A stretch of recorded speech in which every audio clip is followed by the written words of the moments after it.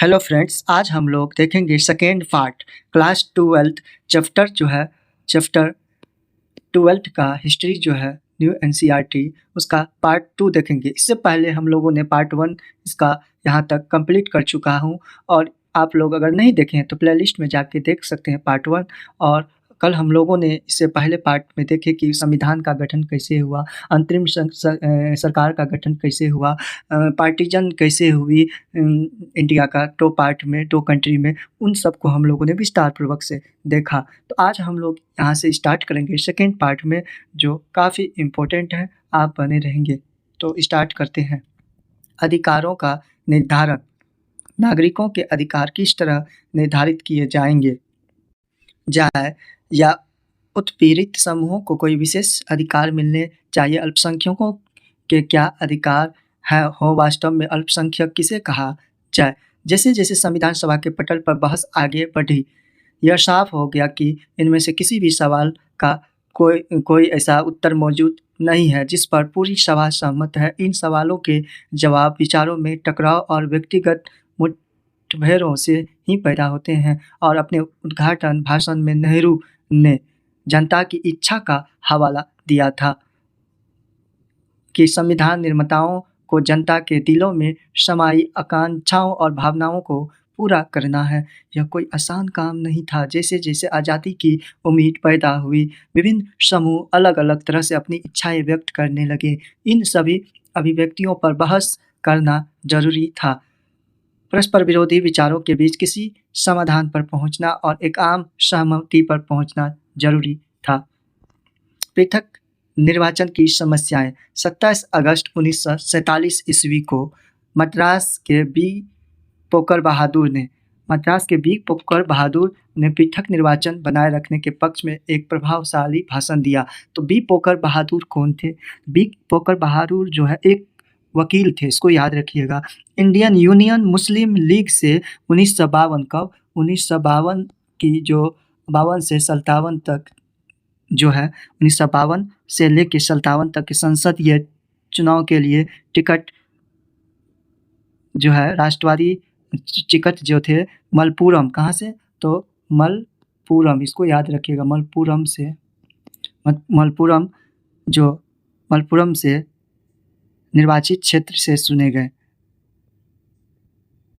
अब बात आती है 27 अगस्त 1947। इससे एक साल पहले जो है 1946 में, कब? तो 1946 ईस्वी में मेरठ यूपी में, कहाँ? तो मेरठ यूपी में 54वां कांग्रेस का 54वां जो है कांग्रेस का अधिवेशन हुआ, जो जिसकी अध्यक्षता की बात कर तो जेबी कृपलानी की थी। आज़ादी के समय का अध्यक्ष थे, उस टाइम में आज़ादी का टाइम था, उस टाइम में अध्यक्ष थे जेबी कृपलानी, पूछा जाता है।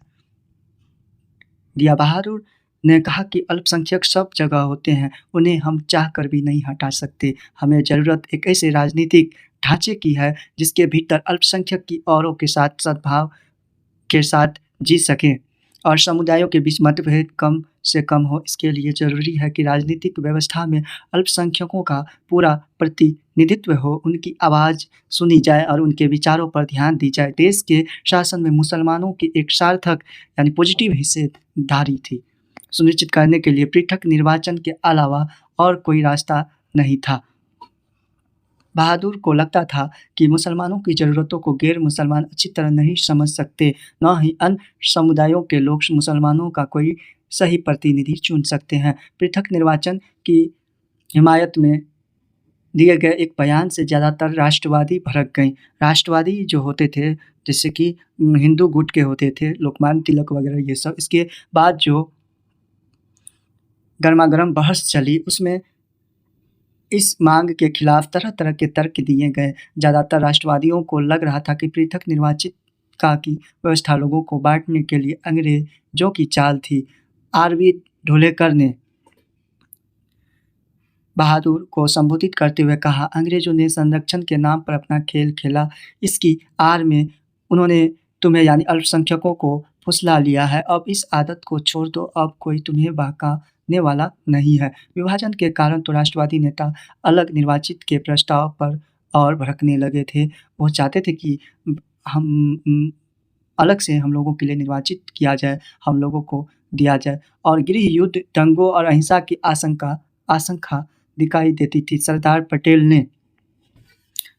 पटेल जो सरदार पटेल जो संविधान प्रांतीय मतलब प्रांतीय संविधान समिति के अध्यक्ष थे, पृथक निर्वाचिका का ऐसा विषय है जो हमारे देश की पूरी राजनीति में समा चुका है। उनकी राय में यह एक ऐसी मांग थी जिससे ने एक समुदाय को दूसरे समुदाय में भिड़ा दिए, राष्ट्र के टुकड़े कर दिए, रक्तपात को जन्म दिया और देश के विभाजन का कारण बनी। पटेल ने कहा, क्या तुम इस देश में शांति चाहते हो? अगर चाहते हो तो पृथक निर्वाचिका को फौरन छोड़ दो। किसने कहा? तो अल्पसंख्यकों को सरदार पटेल ने कहा। सरदार वल्लभ भाई पटेल जो प्रांतीय संविधान समिति के अध्यक्ष थे, उन्होंने कहा, देख सकते हैं आप लोग 1946 के जाड़ों में भारतीय नेता इटली के साथ वार्ता करने लंदन गए। इन वार्ताओं का कोई नतीजा नहीं निकला। बाएं से दाएं लियाकत अली जो थे बाएं से दाएं, यही पाकिस्तानी वकील थे और बात करें पाकिस्तान के पहले प्रधानमंत्री भी रह चुके हैं लियाकत अली और अली जिन्ना और बलदेव सिंह जो गृह मंत्री, भारतीय सिख राजनीतिक नेता थे, पेंटिंग लॉरेंस। इस तरह से आप लोग देख सकते हैं। अंग्रेज तो चले गए मगर जाते जाते शरारत का बीज बो गए। सरदार वल्लभ भाई पटेल ने कहा था, यह दोहराने का कोई मतलब नहीं है कि हम पृथक निर्वाचिका की मांग इसलिए कर रहे हैं क्योंकि हमारे लिए यही अच्छा है। यह बात हम बहुत समय से सुन रहे हैं, हम सालों से यह सुन रहे हैं और इस आंदोलन के कारण हम एक विभाजित राष्ट्र यानी नेशन है। क्या आप मुझे एक भी स्वतंत्र देश दिखा सकते हैं जहाँ पृथक निर्वाचिका हो? अगर आप मुझे दिखा दे तो मैं आपकी बात मान लूँगा, लेकिन अगर इस अभागे देश में विभाजन के बाद भी पृथक निर्वाचिका की व्यवस्था बनाए रखी गई तो यहाँ जीने का कोई मतलब नहीं होगा। इसलिए मैं कहता हूँ कि यह सिर्फ मेरे भले की बात नहीं बल्कि आपका भला इसी में है कि हम अतीत को भूल जाएं। एक दिन हम एकजुट हो सकते हैं। अंग्रेज तो चले गए मगर जाते जाते शरारत का बीज यानी नींव बो गए। हम इस शरारत को बढ़ाना नहीं चाहते हैं। जब अंग्रेजों ने यह विचार पेश किया था तो उन्होंने यह उम्मीद नहीं की थी कि उन्हें इतनी जल्दी भागना पड़ेगा। उन्होंने तो अपने शासन की सुविधा के लिए यह किया था। खैर कोई बात नहीं, मगर अब वे अपनी विरासत पीछे छोड़ गए। अब हम इससे बाहर निकलेंगे या नहीं, ये संविधान की बहस खंड 5 का है। आप लोग देख सकते हैं। इस तरह के बातें कर रहे थे सरदार वल्लभ भाई पटेल। पृथक निर्वाचिकाओं की मांग का जवाब देते हुए गोविंद बल्लभ पंत ने ऐलान किया कि यह प्रस्ताव न केवल राष्ट्र के लिए बल्कि अल्पसंख्यकों के लिए भी खतरनाक है। वह बहादुर के इस विचार से सहमत थे कि किसी लोकतंत्र की सफलता इस बात पर निर्भर करती है कि समाज के विभिन्न तबकों में वह कितना आत्मविश्वास पैदा कर पाती है। उन्हें इस तर्क पर भी कोई आपत्ति नहीं थी। एक मुक्त देश में प्रत्येक नागरिक के साथ ऐसा आचरण किया जाना जिससे न केवल उसकी भौतिक आवश्यकताओं की पूर्ति हो बल्कि उनमें स्वाभिमान का आध्यात्मिक भाव भी पैदा हो तथा बहुल समुदाय का यह दायित्व है कि वह अल्पसंख्यकों की समस्याओं को समझे, उनकी आकांक्षाओं को महसूस करे। इसके बावजूद पंत पृथक निर्वाचिका का विरोध कर रहे थे। उनका कहना था कि यह एक आत्मघाती मांग है जो अल्पसंख्यकों को अस्थायी रूप से अलग कर देगी, उन्हें कमज़ोर बना देगी और शासन में उन्हें प्रभावी हिस्सा नहीं मिल पाएगी। इस तरह से देख सकते हैं। मेरा मानना है कि पृथक निर्वाचिका अल्पसंख्यकों के लिए आत्मघाती साबित होगी। ये 27 अगस्त 1947 को संविधान सभा की बहस में गोविंद बल्लभ पंत ने कहा था। मेरा मानना है कि पृथक निर्वाचिका अल्पसंख्यकों के लिए आत्मघाती साबित होगी और उन्हें बहुत भारी नुकसान पहुंचाएगी। अगर उन्हें हमेशा के लिए अलग थलग कर दिया गया तो वे कभी भी खुद को बहुसंख्यकों में रूपांतरित नहीं कर पाएंगे। निराशा का भाव शुरू से उन्हें अपंग बना देगा। आप क्या चाहते हैं और हमारा अंतिम उद्देश्य क्या है? क्या आप अल्पसंख्यक हमेशा अल्पसंख्यकों के रूप में ही रहना चाहते हैं या वे एक भी दिन एक महान राष्ट्र का अभिन्न अंग बनने और उसकी नियति को निर्धारित और कंट्रोल करने का सपना देखते हैं? मेरा विचार है कि अगर उन्हें शेष समुदाय से अलग रखा जाए और ऐसे हवाबंद कमरे में काट कर रखा जाता है जहां उन्हें हवा के लिए भी औरों पर निर्भर रहना पड़ेगा, तो यह उनके लिए भयानक रूप से खतरनाक होगा। अगर अल्पसंख्यक पृथक निर्वाचिकाओं से जीत कर आते हैं तो कभी प्रभावी योगदान नहीं दे पाएंगे। देख सकते हैं बहस खंड 2 का है। इन सारी दलीलों के पीछे एक एकीकृत राज्य के निर्माण की चिंता काम कर रही थी।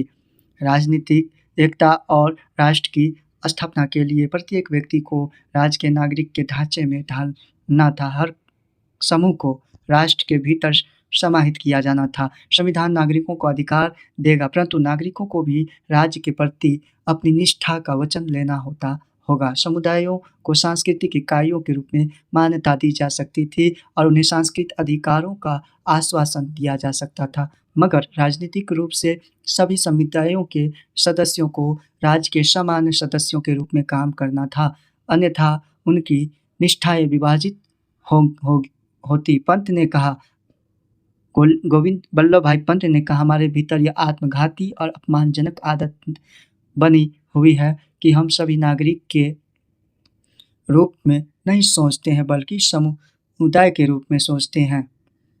हमें याद रखना चाहिए कि महत्व केवल नागरिक का होता है। सामाजिक पिरामिड का सोशलिस्ट जो है पिरामिड का आधार भी है और उसकी चोटी भी नागरिक ही होता है। जब सामुदायिक अधिकारों का महत्व रेखांकित किया जा रहा था तो उस समय भी बहुत सारे राष्ट्रवादियों में यह भय सिर उठाने लगा था कि उसमें निष्ठाएं खंडित होगी और एक शक्तिशाली राष्ट्र व शक्तिशाली राज्य की स्थापना नहीं हो पाएगी।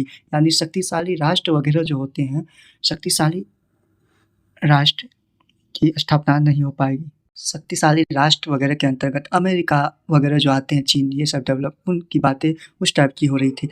शक्तिशाली राज्य की स्थापना नहीं हो पाएगी। सारे मुसलमान भी पृथक निर्वाचिका की मांग के समर्थन में नहीं थे। उदाहरण के लिए बेगम एजाज रसूल को लगता था कि पृथक निर्वाचिका आत्मघाती साबित होगी क्योंकि इससे अल्पसंख्यक बहुसंख्यकों से कट जाएंगे। 1949 तक संविधान सभा के ज़्यादातर सदस्य इस बात पर सहमत हो गए थे कि पृथक निर्वाचिका का प्रस्ताव अल्पसंख्यकों के हितों के खिलाफ जाता है।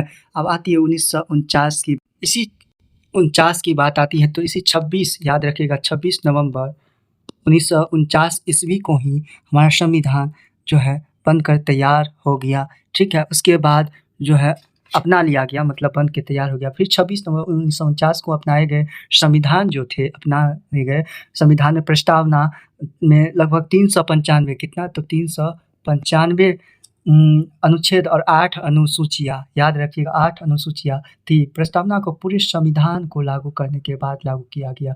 उसी टाइम में विधि मंत्री डॉक्टर BR अम्बेडकर ने सभा में संविधान के प्रारूप को रखा।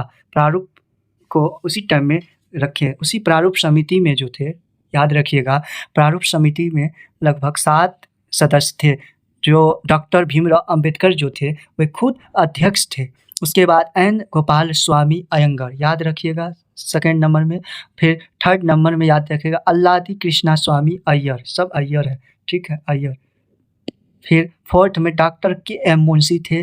5 नंबर में सैयद मोहम्मद सादुल्ला थे 5 नंबर में। फिर 6 नंबर में बात करें तो N माधवराव, इन्होंने ही BL मित्र की जगह ली थी, जिन्होंने स्वास्थ्य यानी हेल्थ कारणों से त्यागपत्र दे दिया था, स्वास्थ्य की गड़बड़ी के कारण। और 7वें में TT कृष्णाचारी थे, इन्होंने सन 1948 ईस्वी में DP खेतान की मृत्यु के बाद उनकी जगह ली थी। इस तरह से प्रारूप समिति में टोटल 7 थे। डॉक्टर BR अम्बेडकर जी खुद अध्यक्ष थे। और इसी 1949 में 26 नवंबर 1949 ईस्वी को, कब, 26 नवंबर, याद रखिएगा, यही इसी में नागरिकता चुनाव या जो तदर्थ संसद अस्थायी व परिवर्तनशील नियम तथा छोटे शिक्षकों से जुड़े कुछ प्रावधान जैसे कि अनुच्छेद लाए। उसी टाइम में ज्वाइन किए 395 में, कुछ को तुरंत लागू कर दिए इसी दिन 26 नवंबर 1949 को, जिसमें से अनुच्छेद था, याद रखिएगा आप लोग कौन कौन अनुच्छेद था, तो 5, 6, इसको याद रखिएगा, टोटल 15 था, 7, 8, 9, फिर 60, उसके बाद 324 यानी 324, फिर 366, याद रखिएगा। उसके बाद 367, फिर 369 उसको भी याद, 379, फिर 380, उसके बाद 388 भी याद रखिएगा, 388 पूछा जाता है। फिर 391, उसके बाद 392, फिर 300 और लास्ट में 393। ये सभी टोटल 15 अनुच्छेद जो थे 26 नवंबर 1949 को ही लागू कर दिया, यानी स्वतः लागू किया गया। और शेष जो थे 26 जनवरी, बाकी जो थे 26 जनवरी 1950 ईस्वी को लागू किया गया। टोटल 395। इस तरह से ये दिन काफ़ी इम्पोर्टेंट था जो 1949 का। ठीक है, संविधान सभा के ज़्यादातर सदस्य इस बात पर सहमत हो गए थे कि पृथक निर्वाचिका का प्रस्ताव अल्पसंख्यकों के हितों के खिलाफ जाता है। इसकी बजाय मुसलमानों को लोकतांत्रिक प्रक्रिया के सक्रिय भूमिका निभानी चाहिए ताकि राजनीतिक व्यवस्था में उनको एक निर्णायक आवाज़ मिल सके। हम लोग देखते हैं अब केवल इस प्रस्ताव से काम चलने वाला नहीं था। उद्देश्य प्रस्ताव का स्वागत करते हुए किसान आंदोलन के नेता और समाजवादी विचारों वाले एन.जी. रंगा, इसका पूरा नाम की बात करें तो गोगिनेनी रंगा नाइकुलू था, जो मद्रास से चुने गए थे। ये आह्वान किया कि अल्पसंख्यक शब्द की व्याख्या आर्थिक स्तर पर की जानी चाहिए। रंगा की नज़र में असली अल्पसंख्यक गरीब और दबे कुचले लोग थे। दबे कुचले, शोषित व वंचित जो वे थे। उन्होंने इस बात का स्वागत किया कि संविधान में प्रत्येक व्यक्ति को कानूनी अधिकार दिए जा रहे हैं, मगर उन्होंने इसकी सीमाओं को चिन्हित किया। उन्होंने कहा कि जब तक संविधान सम्मत अधिकारों को लागू करने का प्रभावी इंतजाम नहीं किया जाएगा, तब तक गरीबों के लिए इस बात का कोई मतलब नहीं है कि अब उनके पास जीने का पूर्ण रोजगार का अधिकार आ गया है, या अब वे सभा कर सकते हैं, सम्मेलन कर सकते हैं, संगठन यानी ग्रुप बना सकते हैं, और उनके पास अन्य नागरिक स्वतंत्रताएं हैं। यह जरूरी था कि ऐसी परिस्थितियां बनाई जाए जहां संविधान द्वारा दिए गए अधिकारों का जनता प्रभावी ढंग से प्रयोग कर सके, यानी आर्टिकल 19 का जो स्वतंत्रता का क्षेत्र का दिया है। रंगा ने कहा कि उन्हें सहारों की ज़रूरत है, उन्हें एक सीढ़ी चाहिए। देखते हैं हम लोग, खंडित निष्ठा के लिए कोई जगह नहीं। गोविंद बल्लभ पंत ने कहा कि निष्ठावान नागरिक बनने के लिए लोगों को समुदाय और खुद को बीच में रख कर सोचने की आदत छोड़नी होगी। लोकतंत्र की सफलता के लिए व्यक्ति को आत्मानुशासन की कला का प्रशिक्षण लेना होगा। लोकतंत्र में व्यक्ति को अपने लिए कम तथा औरों के लिए ज़्यादा फिक्र करनी चाहिए। यहाँ खंडित निष्ठा के लिए कोई जगह नहीं है। सारी निष्ठाएं केवल राज्य पर केंद्रित होनी चाहिए, फोकस होनी चाहिए। यदि किसी लोकतंत्र में आप प्रतिस्पर्धी निष्ठाएं रख देते हैं या ऐसी व्यवस्थाएं खड़ी कर देते हैं जिसमें कोई व्यक्ति या समूह अपने अपव्यय पर अंकुश लगाने की बजाय बृहत्तर या अन्य हितों की जरा भी परवाह नहीं करता, तो ऐसे लोकतंत्र का डूबना निश्चित है। देखते हैं आगे। जी नहीं सकता असली अल्पसंख्यक इस देश की जनता, जवाहरलाल नेहरू कहते हैं, जो जे.एल. नेहरू इस प्रस्तुत के लिए उद्देश्य प्रस्ताव का स्वागत करते हैं। एन.जी. रंगा ने कहा था, महोदय, अल्पसंख्यकों के बारे में बहुत बातें हो रही है। असली अल्पसंख्यक कौन है? तथाकथित पाकिस्तानी प्रांतों में रहने वाले हिंदू, सिख और यहाँ तक मुसलमान भी अल्पसंख्यक नहीं है। जी नहीं, असली अल्पसंख्यक तो इस देश की जनता है। यह जनता इतनी दबी कुचली और इतनी उत्पीड़ित है कि अभी तक साधारण नागरिक के अधिकारों का लाभ भी नहीं उठा पा रही है। कंडीशन क्या है? आप आदिवासी इलाकों में जाइए, उनके अपने कानूनों, उनके जनजातीय कानूनों, उनकी ज़मीन को उनसे नहीं छीना जा सकता, लेकिन हमारे व्यापारी वहाँ जाते हैं और तथाकथित मुक्त बाजार के नाम पर उनकी ज़मीन छीन लेते हैं।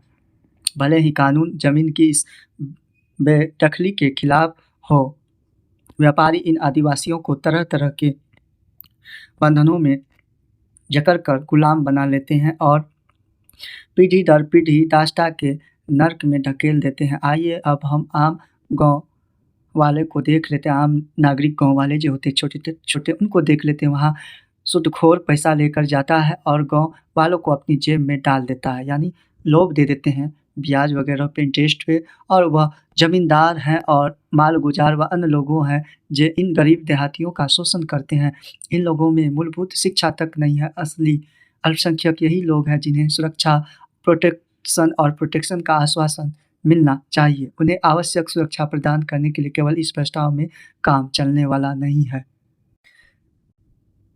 एमजी रंगा ने आम जनता और संविधान सभा के उनके प्रतिनिधित्व का दावा करने वाले के बीच मौजूद विशाल खाई की ओर भी ध्यान आकर्षित कराया। उन्होंने पूछा, हम किसका प्रतिनिधित्व कर रहे हैं? अपने देश की आम जनता का, और उसके बावजूद हम में ज़्यादातर लोग उस जनता का हिस्सा नहीं है। हम उनके और उनके लिए काम करना चाहते हैं, लेकिन जनता खुद संविधान सभा तक नहीं पहुंच पा रही है। इसमें कुछ समय लग सकता है। तब तक हम यहाँ उनके ट्रस्टी हैं, उनके हिमायती और उनके पक्ष में आवाज़ उठाने का भरकस प्रयास कर रहे हैं। ठीक है। रंगा ने आदिवासियों को भी ऐसे ही समूह में गिनाया था। उस समूह के ग्रुप के प्रतिनिधियों में जयपाल सिंह जैसे जबरदस्त जयपाल सिंह, जो इसका जन्म की बात करें तो 3 जनवरी 1903 ईस्वी को रांची में हुई थी। मृत्यु की बात करें तो 20 मार्च 1970 ईस्वी को दिल्ली में। यह जो है आदिवासी की अधिकार के लिए काफ़ी लड़ते थे जयपाल सिंह। जैसे ज़बरदस्त वक्ता भी शामिल थे। उद्देश्य प्रस्ताव का स्वागत करते हुए जयपाल सिंह ने कहा था कि एक आदिवासी होने के नाते मुझसे यह उम्मीद नहीं की जाती कि मैं इस प्रस्ताव को पेचीदगियों को समझता होऊंगा, लेकिन मेरा सहज विवेक कहता है कि हम में से हर एक व्यक्ति को मुक्ति के इस मार्ग पर चलना चाहिए और मिलकर लड़ना चाहिए। महोदय, अगर भारतीय जनता में ऐसा कोई समूह है जिसके साथ सही व्यवहार नहीं किया गया, तो वह मेरा समूह है, ग्रुप है। मेरे लोगों को पिछले 6000 साल से अपमानित किया जा रहा है, यानी ऊंच नीच दिखाया जा रहा है। उनके ऊपर तरह तरह के आरोप लगाए जा रहे हैं, उनके ऊपर तरह तरह के शोषण किए जा रहे हैं लगभग 6 साल से। कौन कहते हैं? तो जयपाल सिंह, जो आदिवासियों का नेता थे। और मेरे समाज का पूरा इतिहास भारत में गैर मूल निवासियों के हाथों लगातार शोषण और छीना झपटी का इतिहास रहा, जिनके बीच में जब तब विद्रोह और अव्यवस्था भी फैली है। इसके बावजूद मैं पंडित जवाहरलाल नेहरू के शब्दों पर विश्वास करता हूँ। पंडित जवाहरलाल नेहरू जो थे, संघ शक्ति समिति के अध्यक्ष थे और संघीय संविधान समिति के भी अध्यक्ष रहे।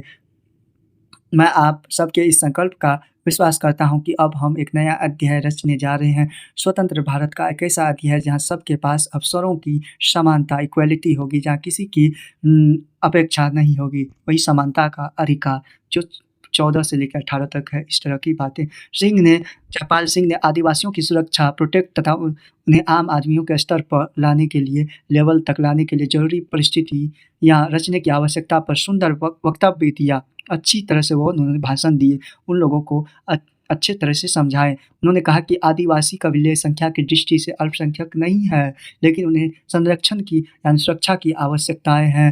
उन्हें वहाँ से बेदखल कर दिया गया जहाँ वे रहते थे। उन्हें उनके जंगलों और चरागाहों से वंचित कर दिया गया। उन्हें नए घरों की तलाश में भागने के लिए मजबूर किया गया। उन्हें आदिम और पिछड़ा मानते हुए शेष समाज उन्हें हिकारत की नज़र से देखता है, उन्हें बुरी नज़र से देखता है, यानी नीच नज़र से देखते हैं। जयपाल ने आदिवासियों और शेष समाज के बीच मौजूद भावनात्मक और भौतिक फासले को खत्म करने के लिए बड़ा जज्बाती बयान दिया। हमारा कहना है कि आप हमारे साथ घुलना मिलना चाहिए, हम आपके साथ मेलजोल चाहते हैं। जयपाल सिंह पृथक निर्वाचिका के हक में नहीं थे, लेकिन उनको भी यह लगता था कि विधायिका में आदिवासियों को प्रतिनिधित्व प्रदान करने के लिए सीटों के आरक्षण की व्यवस्था जरूरी है। उन्होंने कहा कि हम इस तरह औरों और आदिवासियों की आवाज़ सुनने और उनके पास आने के लिए मजबूर किया जा सकेगा। हमें हजारों साल तक दबाया गया। संविधान में दलित जातियों के अधिकारों को किस तरह परिभाषित किया जाए, इसकी आंदोलनों के दौरान अम्बेडकर जी ने दलित जातियों के पृथक निर्वाचिकाओं की मांग की थी, कि जिसका महात्मा गांधी जी भी यह कहते हुए विरोध किया था कि ऐसा करने से ये समुदाय कम्युनिटी अस्थायी रूप से शेष समाज में कट जाएंगे। संविधान सभा इस विवाद को कैसे हल कर सकती है? दलित जातियों को किस तरह की सुरक्षा, प्रोटेक्शन दी जा सकती है? दलित जातियों के कुछ सदस्यों का आग्रह था कि अब अस्पृश्यों यानी अछूतों की संख्या को केवल संरक्षण और बचाव के ज़रिए हल नहीं किया जा सकता है। ये बात करें तो अब अस्पृश्योयों की बात करें तो अनुच्छेद 17 के तहत आता है, इसको याद रखिएगा, काफ़ी इम्पोर्टेंट है। इसी में कहा गया कि अस्पृश्यता का उन्मूलन के लिए दंडनीय अपराध घोषित किया गया है अनुच्छेद 17 में, ठीक है? इसको याद रखिएगा। उनकी अपंगता के पीछे जाति विभाजित समाज के सामाजिक कायदे, कानून और नैतिक मूल्य मान्यताओं का हाथ है। समाज ने उनकी सेवाओं और श्रम का इस्तेमाल किया, परंतु उन्हें सामाजिक तौर पर खुद से दूर रखा। अन्य जातियों के लोग उनके साथ घुलने-मिलने से कतराते हैं, उनके साथ खाना नहीं खाते हैं, उन्हें मंदिरों में जाने नहीं दिया जाता है। मद्रास के सदस्य जे नगप्पा जो थे, यह इसकी बात करते यह अनुसूचित जनजातियों के उत्थान के लिए, शक्तिकरण के लिए जो है ना काम किए, काफ़ी मेहनत की। इसका जन्म की बात करें तो 6 अक्टूबर 1911 ईस्वी को मद्रास में हुआ था। ये काफ़ी इम्पोर्टेंट है। हम सदा कष्ट उठाते रहे अब और कष्ट उठाने को तैयार नहीं है। हमें अपनी ज़िम्मेदारियों का एहसास हो गया है, हमें मालूम है कि अपनी बात कैसे मनवानी है। नागप्पा ने कहा कि संख्या की दृष्टि से हरिजन अल्पसंख्यक नहीं है। आबादी में उनका हिस्सा 20 से 25% है। उनकी पीड़ा का कारण यह है कि उन्हें बाकायदा समाज और राजनीति के हाशिए पर रखा गया है। उसका कारण उनकी संख्यात्मक महत्वहीनता नहीं है। उनके पास न तो शिक्षा तक पहुँची थी और न ही शासन में हिस्सेदारी। स्वर्ण बहुमत वाले संविधान सभा को संबोधित करते हुए मध्य प्रांत वगैरह जैसे मध्य प्रदेश वगैरह जो है के श्री के जे खांडेलकर जो थे, ने कहा था कि हमें हज़ारों साल तक दबाया गया है, इस हद तक दबाया गया कि हमारे दिमाग, हमारी देह काम नहीं करती है। अब हमारा हृदय हार्ट भी भावशून्य हो चुका है, यानी नगण्य हो चुका है, ज़ीरो हो गया है। न ही हम आगे बढ़ने के लायक रह गए हैं। यह हमारी कंडीशन। बँटवारे की हिंसा के बाद अम्बेडकर तक ने पृथक निर्वाचिका की माँग छोड़ दी। संविधान सभा में अंततः यह सुझाव दिया गया, ठीक है, कि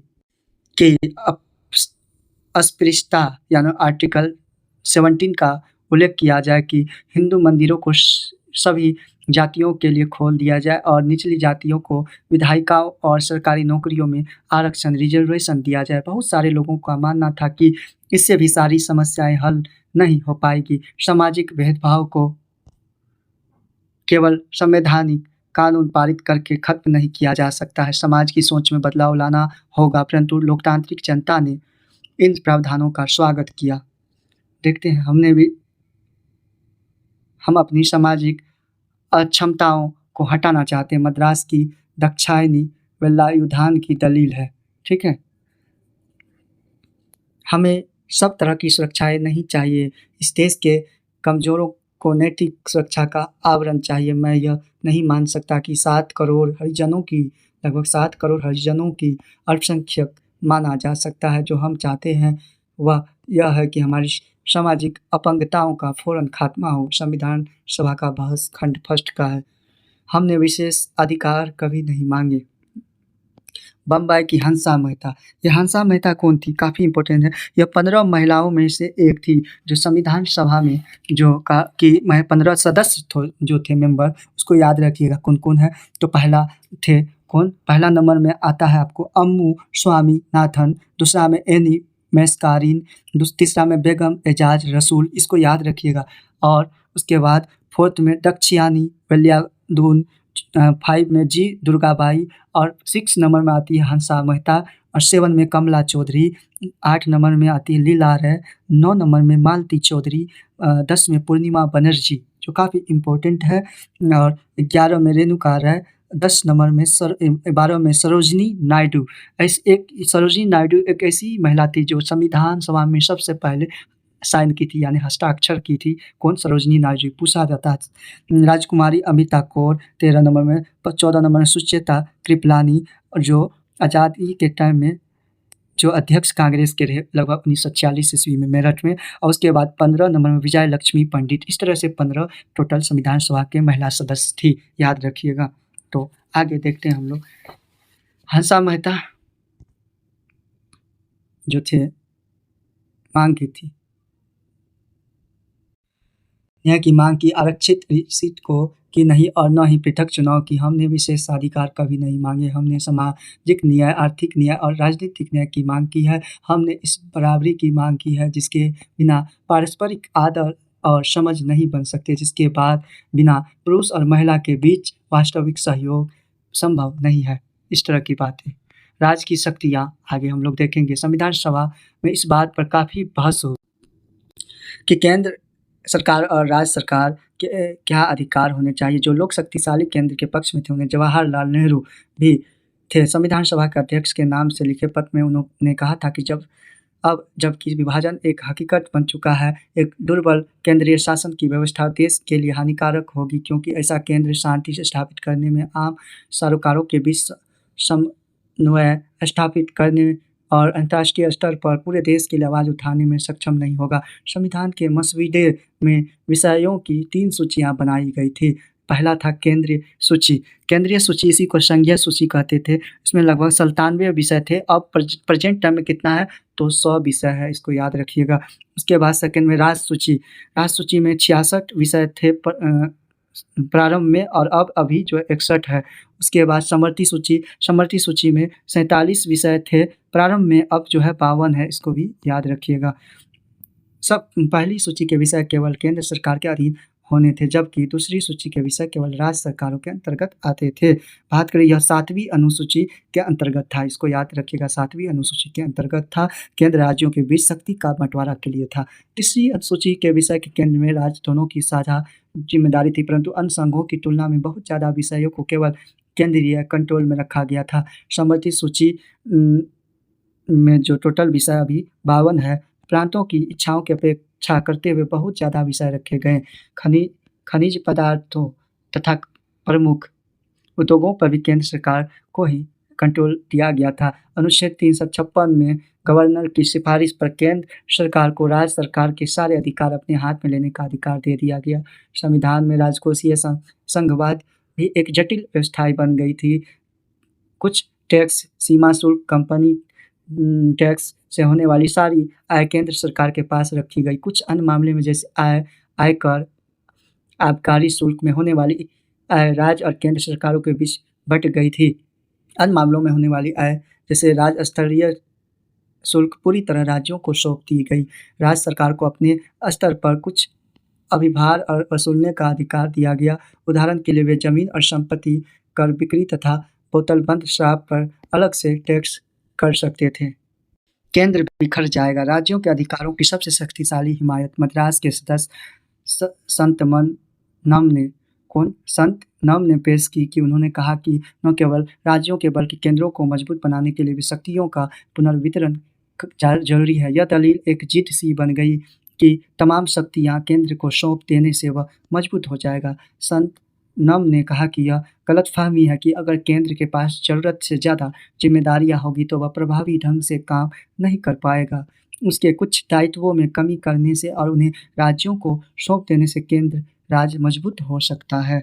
जहाँ तक राज्यों का सवाल है, संत नम का मानना था कि शक्तियों का मौजूदा उनको पंगु बना देगा। राजकोषीय प्रावधान प्रांतों को खोखला कर देगी, क्योंकि भू राजस्व के अलावा ज़्यादातर टैक्स केंद्र के पास अधिकार में दे दिए गए, और यदि पैसा ही नहीं होगा तो राज्यों में विकास परियोजनाएं कैसे चलेगी।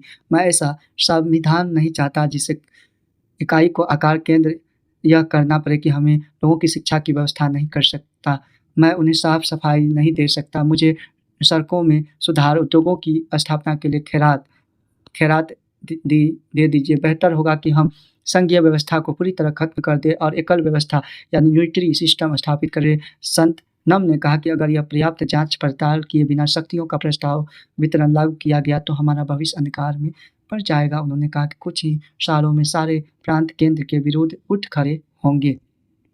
प्रांतों के बहुत सारे दूसरे सदस्य भी इसी तरह की आशंकाओं से परेशान थे। उन्होंने इस बात के लिए जमकर जोर लगाया कि समवर्ती सूची, जिसमें विषयों की संख्या समवर्ती सूची में 61, वर्तमान में 52 है।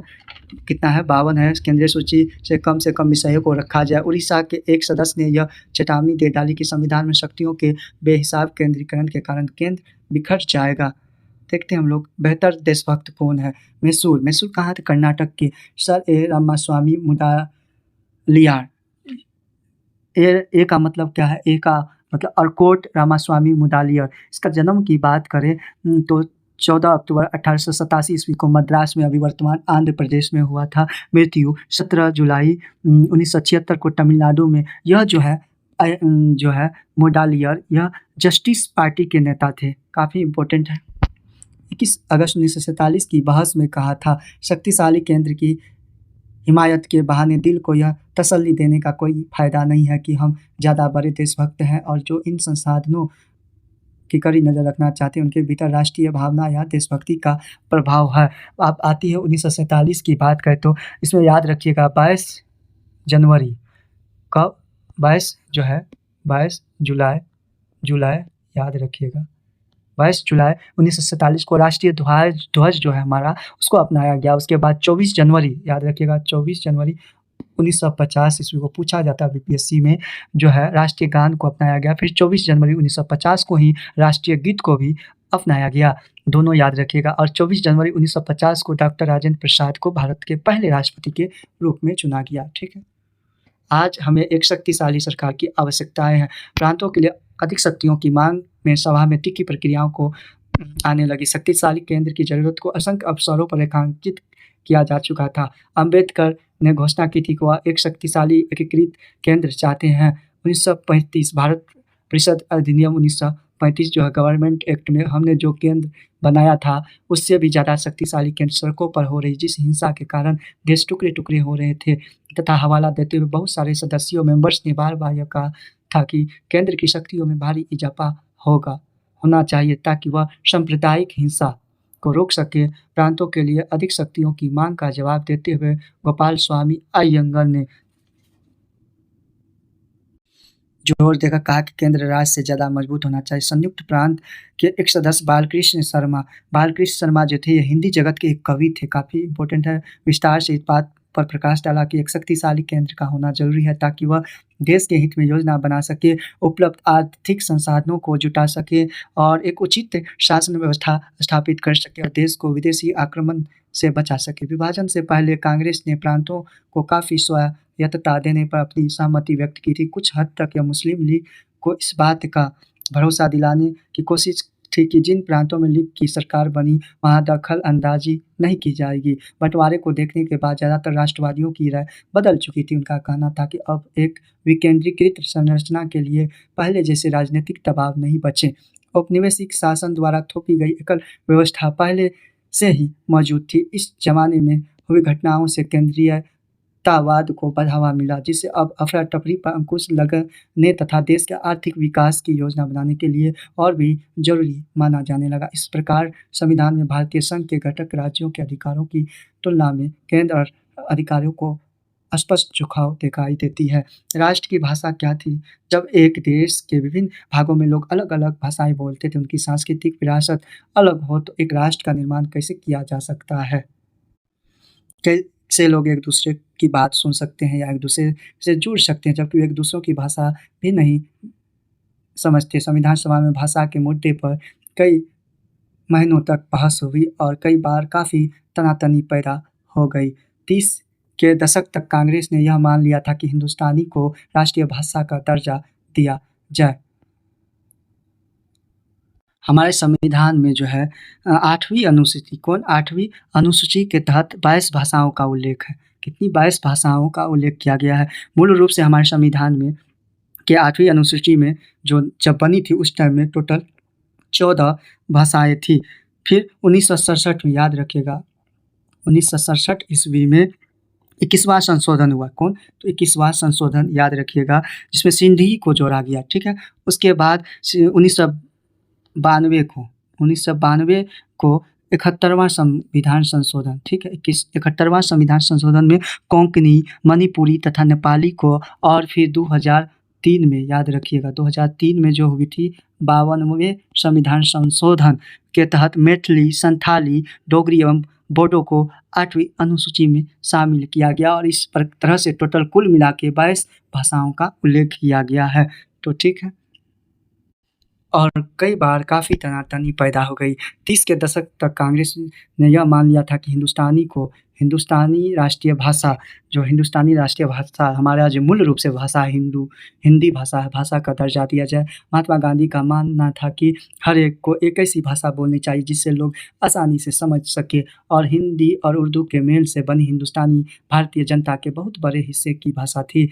यह विविध संस्कृतियों के आदान-प्रदान से समृद्ध एक साझी भाषा थी। जैसे-जैसे समय बीता, बहुत तरह के स्रोतों से नए-नए शब्द और अर्थ इसमें समाते गए, और इससे विभिन्न क्षेत्रों के बारे बहुत सारे लोग समझने लगे। महात्मा गांधी को लगता था कि बहुसांस्कृतिक भाषा विविध समुदायों के बीच संचार की आदर्श भाषा हो सकती है। वह हिंदुओं और मुसलमानों को, उत्तर और दक्षिण के लोगों को एकजुट कर सकती है। लेकिन 19वीं सदी के आखिर से एक भाषा के रूप में हिंदुस्तानी धीरे-धीरे बदल रही थी। जैसे-जैसे सांप्रदायिक टकराव आपस में गहरे होते जा रहे थे, दोस्ती हिंदी और उर्दू एक-दूसरे से दूर जा रही थी। एक तरफ तो फ़ारसी और अरबी मूल के सारे शब्दों को हटाकर हिंदी को संस्कृतनिष्ठ बनाने की कोशिश की जा रही थी। दूसरी तरफ उर्दू लगातार फ़ारसी के नज़दीक होती जा रही थी। नतीजा यह हुआ कि भाषा भी धार्मिक पहचान और राजनीतिक का हिस्सा बन गई, लेकिन हिंदुस्तानी के साझा चरित्र में महात्मा गांधी की आस्था कम नहीं हुई। देखते हैं हम लोग राष्ट्रीय भाषा की क्या विशेषता होनी चाहिए। अपनी मृत्यु के कुछ माह पहले महात्मा गांधी मृत्यु कब हुई, तो उसका मृत्यु की बात करें, मृत्यु जो था 30 जनवरी 1948 को हुई। भाषा के प्रश्न पर अपने विचार दोहराते हुए कहा, यह हिंदुस्तानी न तो संस्कृत निष्ठ हिंदी होनी चाहिए और न ही फारसी निष्ठ उर्दू। दोनों का सुंदर मिक्सचर होना चाहिए। उसे विभिन्न क्षेत्रीय भाषाओं से शब्द खुलकर उधार लेने चाहिए। विदेशी भाषाओं के ऐसे शब्द लेने में कोई हर्ज नहीं है जो हमारी राष्ट्रीय भाषा में अच्छी तरह और आसानी से घुल-मिल सके। इस प्रकार हमारी राष्ट्रीय भाषा एक समृद्ध और शक्तिशाली भाषा होनी चाहिए, और मानवीय विचारों और भावनाओं को पूरे समुच्चय को अभिव्यक्त दे सके। खुद को हिंदी या उर्दू के बांध लेना देशभक्ति की भावना तथा समझदारी के विरुद्ध एक अपराध होना है। हिंदी की हिमायत क्या हुई? संविधान सभा में एक शुरुआती सत्र में संयुक्त प्रांत के कांग्रेसी सदस्य आर.वी.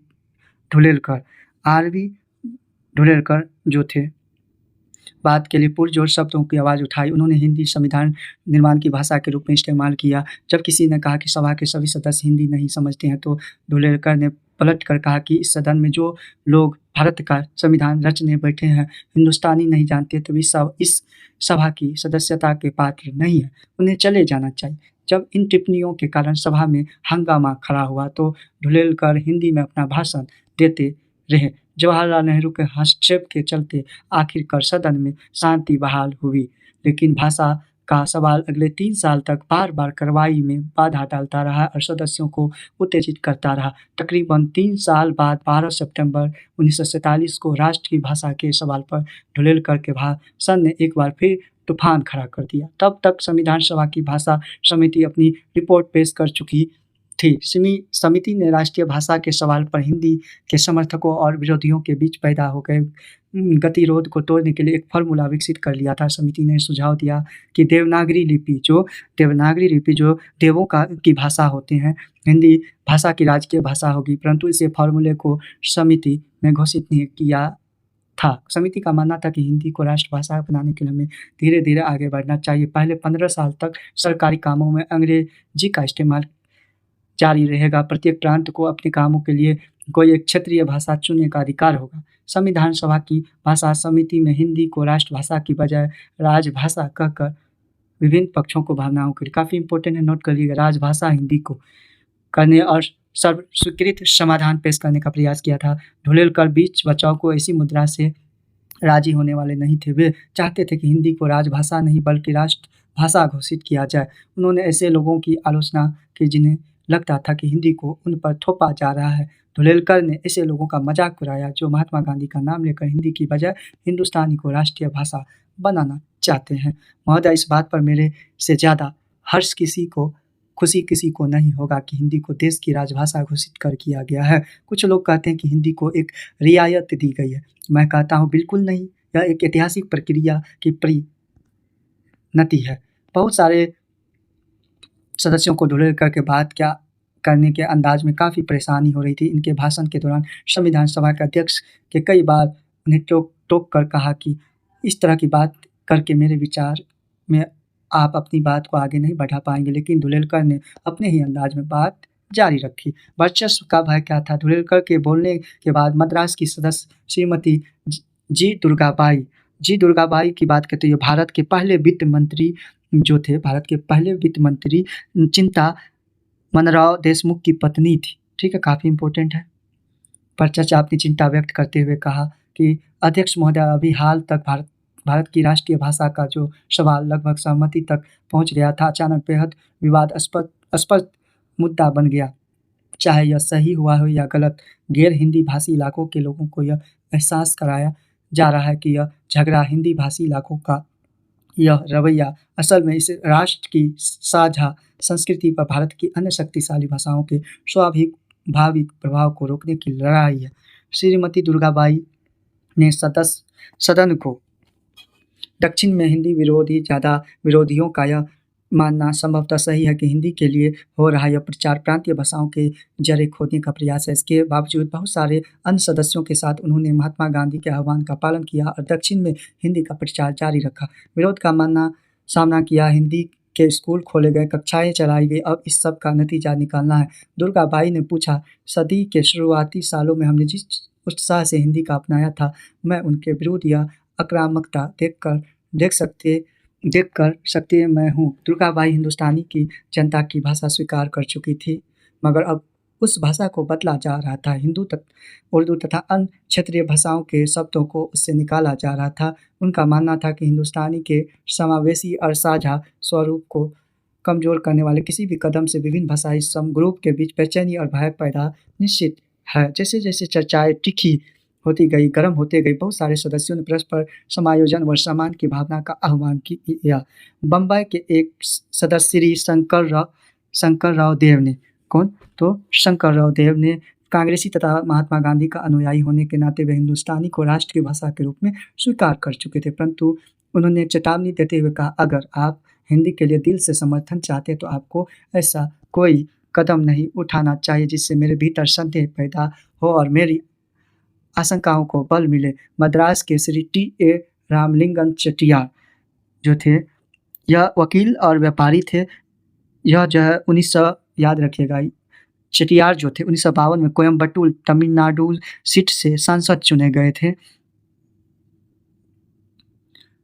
इस बात पर जोर दिया कि कुछ भी किया जाए एहतियात के साथ किया जाए और आक्रामक होकर काम किया जाए तो हिंदी का कोई भला नहीं हो पाएगा। चाहे लोग भय निराधार हो, उनको शांति दिया जाना चाहिए, वरना लोगों की गहरी कड़वाहट रह जाएगी। उन्होंने कहा, जब हम साथ रहना चाहते हैं और एकीकृत राष्ट्र की स्थापना करना चाहते हैं तो परस्पर समायोजन होना चाहिए और लोगों के बीच चीज़ें थोपने का सवाल नहीं उठना चाहिए।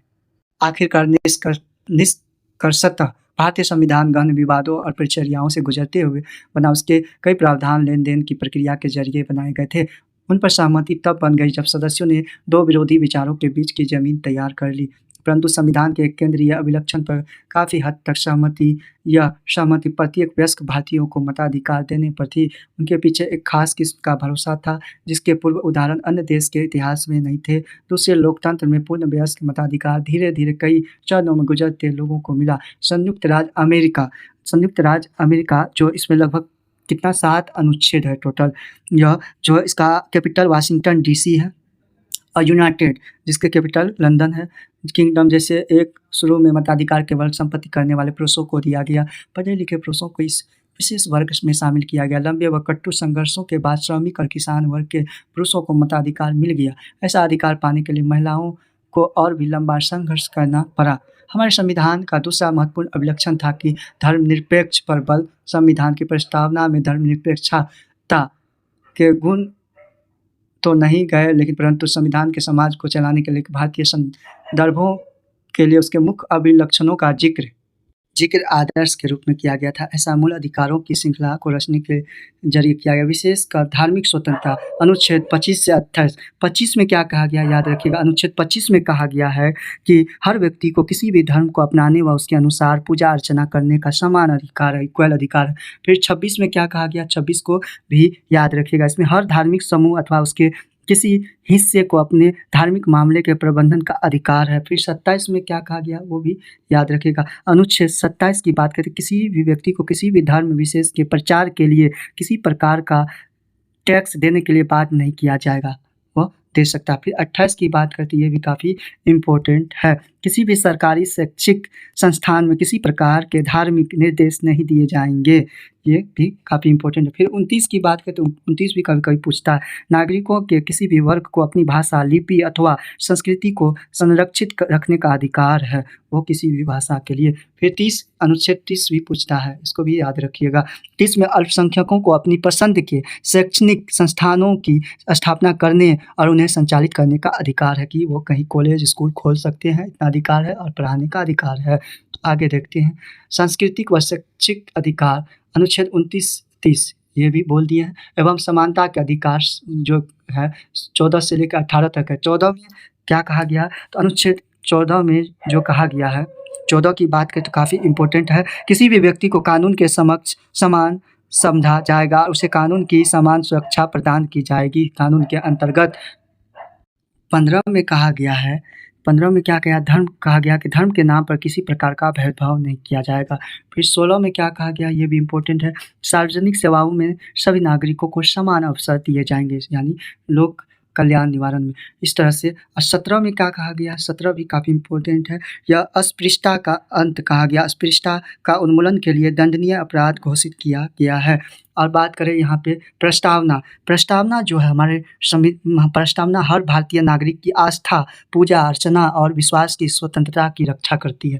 धर्मनिरपेक्षता ये वर्ष 1976 में, याद रखिएगा, वर्ष 1976 में 42वें संविधान संशोधन द्वारा संविधान सभा की प्रस्तावना में धर्मनिरपेक्ष शब्द को जोड़ा गया। इस तरह से हम लोग देख सकते हैं। राज ने सभी धर्मों के प्रति समान व्यवहार की गारंटी दी और उन्हें हितैषी संस्थाएं बनाए रखने का अधिकार भी दिया। राज ने अपने आप को विभिन्न धार्मिक समुदायों से दूर रखने की कोशिश की और अपने स्कूलों कॉलेजों में अनिवार्य धार्मिक शिक्षा पर रोक लगा दी। सरकार ने रोजगार में धार्मिक भेदभाव को अवैध ठहराया, लेकिन दूसरी और धार्मिक समुदायों से जुड़े सामाजिक सुधार कार्यक्रमों के लिए कानूनी गुंजाइश रखी गई। इसी वजह से अस्पृश्यता यानी 17 अनुच्छेद के तहत कानूनी रोक लग पाई और इसी कारण से व्यक्तिगत व पारिवारिक कानूनों में परिवर्तन हो पाए। भारतीय राजनीतिक धर्मनिरपेक्षता में राज व धर्म के बीच पूर्ण विच्छेद नहीं रहा। हमने दोनों के बीच एक विवेकपूर्ण फासला बनाने की कोशिश की। संविधान सभा के विवादों से हमें यह समझ आती है कि संविधान के निर्माण में कैसी कैसी विरोधी आवाज़ें उठी और कैसी कैसी मांगें की गई। ये चर्चाएं हमें उन आदर्शों और सिद्धांतों के बारे में बताती है जिनका जिक्र संविधान के निर्माताओं ने किया, परंतु इन विवादों को समझने में हमें यह याद रखना चाहिए कि आदर्शों को विशेष संदर्भ के मुताबिक बदला गया। इसके अलावा ऐसा भी हुआ कि सभा के कुछ सदस्यों ने 3 वर्षों में हुई चर्चाओं के साथ साथ अपने विचार की ही बदल डाले।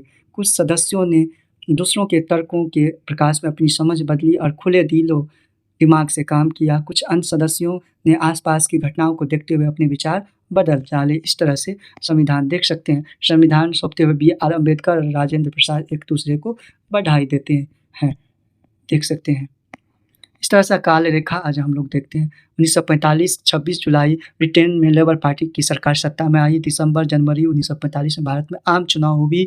फिर 1946 में 16 मई को कैबिनेट मिशन अपनी संवैधानिक योजना की घोषणा करती है। 16 जून 1946 को मुस्लिम लीग कैबिनेट मिशन में संवैधानिक योजना पर स्वीकृति देती है। 16 जून कैबिनेट मिशन केंद्र में अंतरिम सरकार के गठन का प्रस्ताव पेश करता है। 16 अगस्त मुस्लिम लीग द्वारा प्रत्यक्ष कार्रवाई दिवस काफ़ी इंपॉर्टेंट है। 1946 2 सितंबर को कांग्रेस अंतरिम सरकार का गठन करती है जिसमें नेहरू को उपराष्ट्रपति बनाया गया, इंपॉर्टेंट है।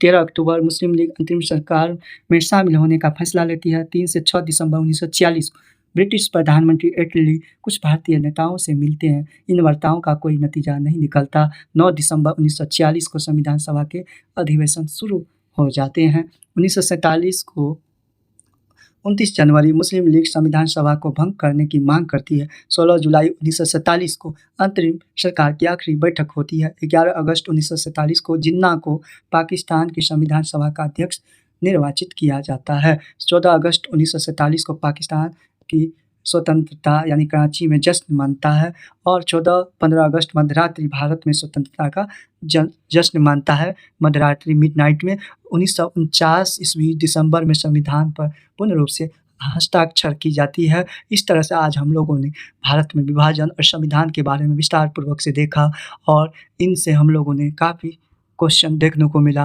अगर आप पहला पार्ट नहीं देखें तो पहले पार्ट देख सकते हैं, फिर आगे ये इस पार्ट को समझने में आपको बेहतर लगेगा। तो हम लोग विदा लेते हैं, मिलते हैं नेक्स्ट टॉपिक में। अगर वीडियो अच्छा लगे तो कृपया चैनल को सब्सक्राइब कर देंगे। तो मिलते हैं नेक्स्ट टॉपिक में। जय हिंद।